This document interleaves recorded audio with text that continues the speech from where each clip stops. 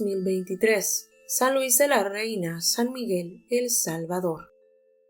El proyecto hidroeléctrico El Chaparral se encuentra ubicado sobre el río Lempa entre los municipios de San Luis de la Reina, Carolina y San Antonio del Mosco, San Miguel. La presa estaba diseñada para ser de concreto de 87.5 metros de altura y de 321 metros de longitud de cresta, con un volumen de concreto aproximado de 375.000 metros cúbicos. Tendría un vertedero de 76.5 metros de longitud con 4 compuertas metálicas. Además tendría un estanque amortiguador de concreto de 112 metros de largo por 62.5 metros de ancho. El embalse en su capacidad máxima tendría 8,6 kilómetros cuadrados de superficie y cuando estuviera finalizado tendría una potencia instalada de 66.1 megavatios y generaría anualmente 232 gigavatios hora gracias a una caída neta de 72,5 metros y un caudal promedio anual de 48.6 metros cúbicos segundos. El periodo de construcción se estimaba en 40 meses. La inversión inicial para la construcción de la presa era de $219.197.700. La licitación pública para construir el Chaparral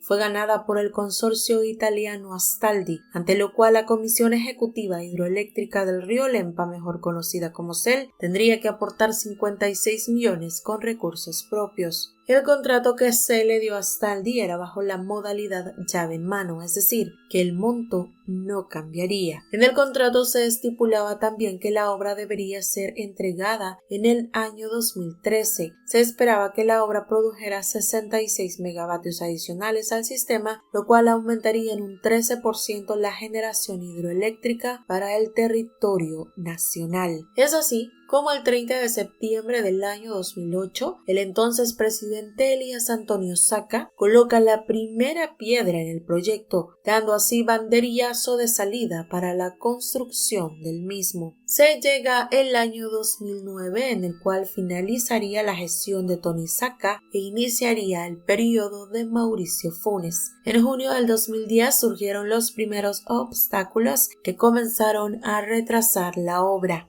La empresa alegó problemas causados por fenómenos naturales, especialmente las tormentas Ágata y Alex, que azotaron el Chaparral. En cuestión de horas el río se desbordó y comenzó a comerse una pequeña montaña en la que se apoyaba el dique. Para quienes no estamos relacionados con este término, el dique es un muro grueso construido para contener la fuerza del agua, embalsarla o reconducirla. El agua rebalsó un túnel de 379 metros de longitud y rompió la estructura para el desagüe de 25 metros de largo y 15 de ancho, cuya función era desviar el río. La lluvia también confirmó que el margen derecho donde se iba a construir el dique era un montículo de arcilla que se desparramaba como un polvorón. Este problema retrasó la ejecución de la obra durante 3 años y le costó a los salvadoreños 108,5 millones más, producto de un arreglo entre CEL y Astaldi durante la administración de Funes. El proyecto estuvo parado hasta el año 2015 porque según ellos descubrieron que la millonaria obra de concreto casi tenía la fragilidad de un castillo de arena. Astaldi lo llamó nuevas condiciones geológicas, geotécnicas e hidrogeológicas que dificultaban continuar la construcción. El desplazamiento del margen derecho de la montaña, accidentes tectónicos, falla del cauce del río y falta de resistencia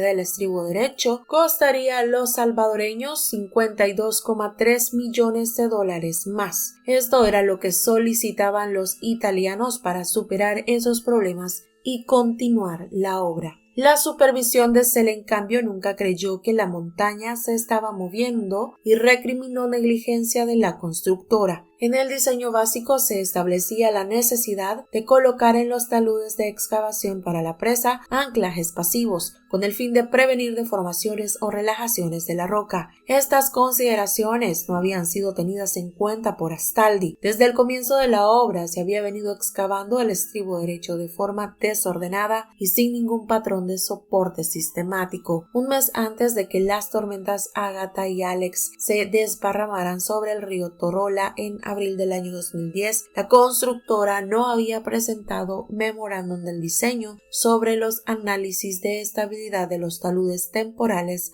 o definitivos. Estos son algunos de los argumentos que llevaron a Sell a rechazar el reclamo de Astaldi por falta de sustento técnico en el año 2010. Durante el periodo que la obra estuvo paralizada, comenzó una serie de acusaciones que iban y venían. Sell culpaba a Astaldi, Astaldi culpaba a Sell. La constructora amenazaba con un arbitraje y Sell se preparó para esa guerra, contratando una firma estadounidense para revisar el contrato y analizar un posible litigio en la Cámara de Comercio Internacional. Estuvieron en un vaivén de acusaciones durante 2 largos años. Finalmente, la solución dependería de quién ocuparía la presidencia de Sell. Salomé llegó a la presidencia de Sell en octubre del 2014 y renunció en febrero del 2011. Le relevó Irving Pavel Toches, quien renunció en diciembre del 2011. En febrero del 2012, Leopoldo Samur fue nombrado en el cargo. 8 meses después de la llegada de Samur a la presidencia de Sell, la junta directiva dio el primer paso firme para negociar en secreto un acuerdo directo con Astaldi. Según la Ley de Adquisiciones y Contrataciones de la Administración Pública,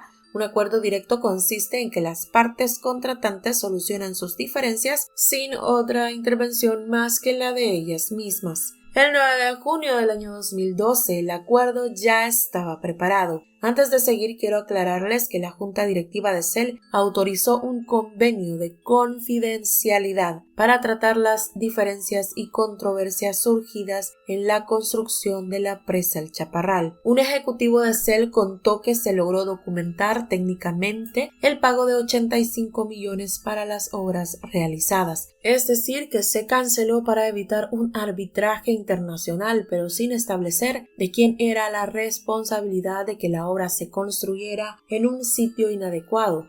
Tampoco se documentó qué parte del proceso falló y mucho menos quién o quiénes eran los responsables. Plasmado en el acuerdo directo se puede leer: las partes han acordado dar por terminado el contrato de mutuo acuerdo sin responsabilidad para las partes, salvo la que se derive del presente acuerdo, permitiendo a Sell la selección de otro u otros contratistas que prosiguieran con la obra. En total, Sell pagó 108,5 millones a Astaldi. Sell estaba pagando casi el 50% del monto total del contrato, pese a que un informe de supervisión que data del 30 de junio del año 2010 establecía que el avance de la construcción de las obras eran únicamente del 23,67%, cuando el avance para aquella fecha debía ser del 41,9%. El 20 de julio del año 2012, Sell diría que de acuerdo con la supervisión de las obras, el valor cancelado de la obra era de un 38% del monto total del contrato. Y por si no fuera poco todo lo que ya estaba sucediendo en cuanto a este proyecto, la Procuraduría para la Defensa de los Derechos Humanos abrió un expediente por denuncias de pobladores que se sentían afectados por la construcción de la presa. En el año 2015 se le anunció que se continuarían los trabajos, pero que el costo de construcción se incrementaría en $71 millones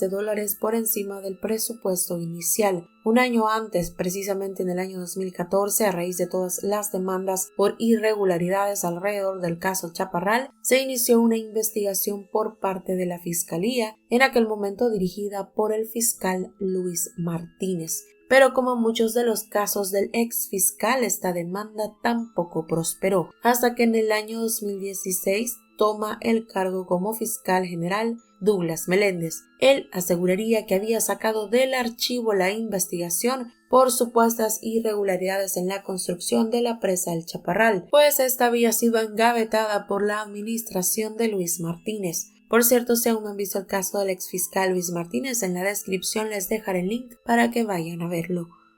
Continuando con el caso, la construcción de la presa El Chaparral significó la movilización de al menos 23.200 familias, mismas que tuvieron que destruir sus casas. Ante esto, las familias tuvieron también que vender su ganado para poder sobrevivir a falta de tierras en donde poder sembrar. Este ambicioso proyecto también propició la deforestación de la fauna, migración de especies nativas, extinción de peces nativos, contaminación de las aguas. Aquel era un territorio poco explorado que aún mantenía su estado salvaje y donde muchas especies se alimentaban y habían hecho del lugar un hábitat ideal para sobrevivir. Este cuerpo acuático también simbolizaba la subsistencia y esparcimiento de muchos habitantes en su cruce desde el norte de la Unión Morazán hasta San Miguel, mucho antes de unirse con el EMPA. Existían unos sausoles que eran también un lugar turístico que aprovechaban los habitantes locales y visitantes. Estos se preveía que desaparecerían cuando el valle se inundara, pero a juicio de los afectados, el vencedor fue Cel. Continuó pasando el tiempo y Mauricio Funes finalizó su mandato e inició el de Salvador Sánchez Serén. 3 gobiernos en total y la presa no estaba ni siquiera cerca de terminarse. Para inicios del año 2019 se había hablado que ahora el nuevo costo sería de $759.4 millones y finalizaría en el último trimestre del año 2020. Para este momento se había desembolsado ya más de 400 millones con fondos de la autónoma y préstamos internacionales, bajo la promesa que se finalizaría en el año 2018. Se reportaba entonces que aquel proyecto tenía ya el 70% finalizado, esto con el fin de poder hacer el desembolso de esos 400 millones, pero nada de esto era así. En octubre del año 2019, Cel pediría a la Fiscalía que incluyera en la investigación del caso Chaparral a Sánchez Serén. Para este momento, por este mismo caso ya se procesaban a Mauricio Funes y al expresidente de Cel, José Leopoldo Samur. Según las investigaciones, pese a que Arena y el FMLN se mostraban como enemigos ante la población, en realidad ellos habrían trabajado juntos para continuar el saqueo y usaron los fondos para fines personales. Según la Fiscalía, mediante negociaciones directas, el entonces presidente de Cel, por instrucciones del expresidente Funes y al representante de la empresa Astaldi, anularon el contrato y desviaron $108,5 millones. Para este momento se agregaban a los involucrados a este tremendo desfalco Miguel Meléndez, mejor conocido como Mecafé, Mario Pieragostini, representante de Astaldi, Ada Michel Guzmán y José Quinteros, un contador que trabajaba para Astaldi. Según la Fiscalía, las negociaciones sirvieron para que Funes, Mecafé, Pieragostini y Samur acordaran finalizar el contrato por mutuo acuerdo entre Cel y Astaldi en un arreglo directo a pesar de que la obra no estaba terminada. Ellos pactaron pagar $45.244.418 más del monto real de la obra, que en el año 2012 tenía un retraso del 68,48%. Mario Pieragostini, en nombre de la empresa constructora, ofreció sobornos de 3,5 millones que fueron repartidos entre los exfuncionarios implicados a cambio de llegar al mencionado pacto. Esto luego de que Cel canceló en su totalidad los más de 108 millones pactados. En el funcionamiento de Cel, Mauricio Funes no tenía un actuar directo, pero sí tenía injerencia en la colocación del presidente de Cel y los directivos que provenían de muchas ramas de carteras del Estado. Funes nombraba el presidente, en este caso el presidente Leopoldo Samur, y le giraba instrucciones secundado por Miguel Menéndez. La ley de adquisiciones y contrataciones impide que las partes involucradas cancelen más dinero que el correspondiente en su caso a la ejecución de la obra realizada, al servicio parcialmente ejecutado o a los bienes entregados o recibidos. El arreglo directo que hicieron estas personas con la sociedad Astaldi fue viciado desde su primer momento, ya que lo que correspondía era aplicar la caducidad del contrato. En este caso existía incumplimiento. El principal era el atraso en el avance de la obra. El pago del dinero fue hecho a través de las empresas offshore Railway International Trading Corp y Drift International S.A., ambas relacionadas con la sociedad constructora que simuló pagarles por servicios prestados. Las dos primeras empresas que les mencioné fueron las encargadas de transferir esos montos a otras sociedades offshore, Halford Business y Rain Services, que estaban registradas a nombre de Mecafé, quien luego, según la investigación, envió $650,000 a la empresa Latin America SPA,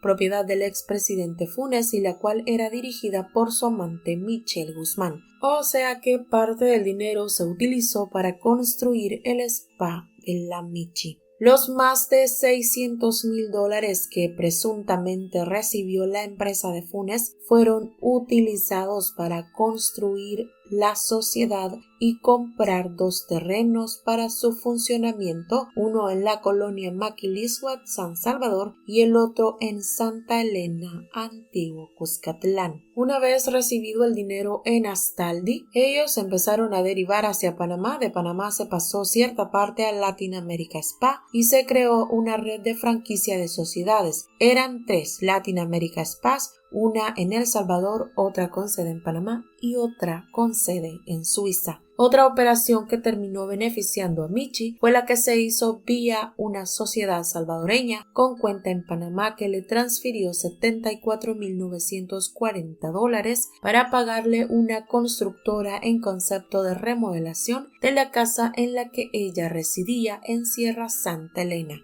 Por su parte, Mauricio Funes se desligó de las acusaciones y culpó a Tony Saca y Sánchez Serén. Actualmente la Fiscalía cuenta con 32 cajas y cada caja contiene aproximadamente 1.600 folios de pruebas documentales de toda esta malversación de fondos. 15 años de engaños y robos en el proyecto de la presa Chaparral. Este sitio se convirtió en el monumento a la corrupción de 3 periodos presidenciales en nuestro país. Era un lugar lleno de polvo, en el que solo había un gigantesco agujero negro. El 19 de octubre del año 2023, para sorpresa de todos los salvadoreños, el presidente Nayib Bukele inauguró la que en adelante se llamará Central Hidroeléctrica 3 de febrero, la cual finalmente, y con todo lo robado por los funcionarios anteriores, tuvo una inversión de $800 millones. Tras la inauguración de la represa, Bukele también anunció que enviaría a la Asamblea un proyecto de ley para poder cambiar la tarifa eléctrica retroactivamente. Gracias a la energía barata que va a generar el Chaparral, no solo se evitará un aumento del 9%, sino que además se reducirá en un 5%.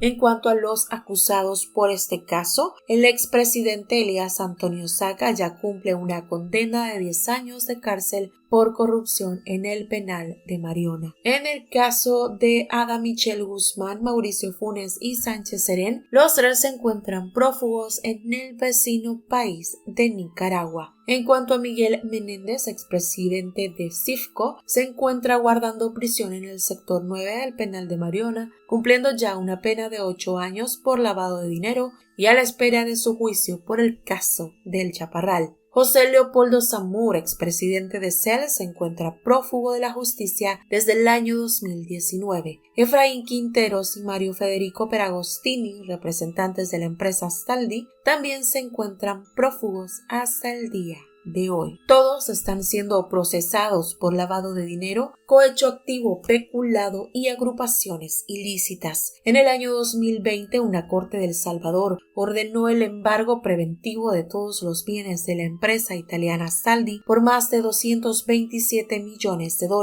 No obstante, el juez de la Cámara Tercera de lo Penal, Juan Antonio Durán, se negó a materializar un embargo solicitado por el gobierno, alegando retardo en los trámites. Durán ha acumulado sentencias dudosas, como lo fue cuando junto a la jueza Marta Lidia Peraza estuvo en el proceso contra la sociedad Intratex El Salvador, empresa ligada a la familia Simán. El 7 de junio del año 2023, la audiencia del caso Chaparral se suspende por séptima vez. En esta ocasión, la audiencia se suspendió a petición de la defensa del expresidente de CEL, Leopoldo Samur, quien pidió anular el proceso debido a vulneración a la defensa, ya que su representado no estaba presente en el caso. El abogado defensor de Samur estaba alegando la nulidad absoluta, siempre sobre la base de las citaciones y resoluciones en las cuales se convoca a su cliente a la audiencia es nula porque no se puede celebrar la audiencia en ausencia del imputado. Hasta el momento no hay mayores avances en este caso, aún se está a la espera de que se resuelva. Les invito a seguirme en mis redes sociales, pues allá les estaré actualizando la resolución del caso. En el caso Chaparral también se vio involucrado el ex fiscal Luis Martínez, pues según información de la fiscalía, Funes habría pagado a Martínez para no ser investigado